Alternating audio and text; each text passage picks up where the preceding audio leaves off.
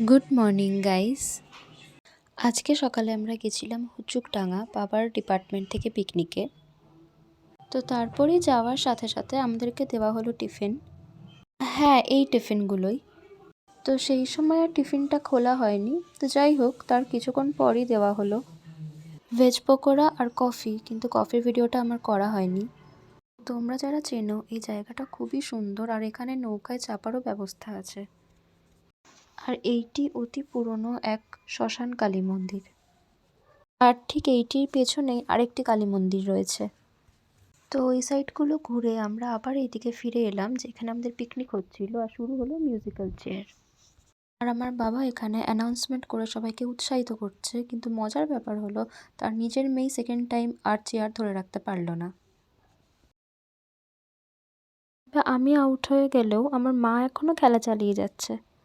এখানে আরেকটা খেলাও অ্যারেঞ্জ করা হয়েছিল ছোটদের জন্য, বল ছোড়া, যেটা তোমরা যদি আমার আগের ভ্লগটা দেখে থাকো তো সেইখানে দেখবে পিকনিকে এই খেলাটা হয়েছিল।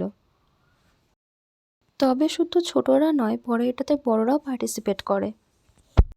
আর এইদিকে তো দুপুরের রান্নাও প্রায় হয়ে এসেছে। আর খেলার পর এখানে শুরু হয়ে গেছে প্রাইজ ডিস্ট্রিবিউশন।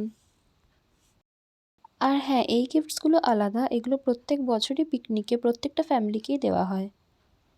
তো তারপরেই শুরু হয় দুপুরের খাওয়া দাওয়া। প্রথমে প্লেট আর জলের বোতল দিয়েই দেওয়া হয় লেবু আর আলুর চিপস। তারপরেই ডাল আর কাতলা কালিয়া। তারপরই ছিল আমাদের মাটন। আর শেষ পাতে ছিল চাটনি আর পাঁপড়।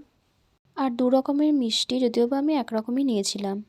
যারা ভেজ খেয়েছে তাদের জন্য তো পনির ছিলই।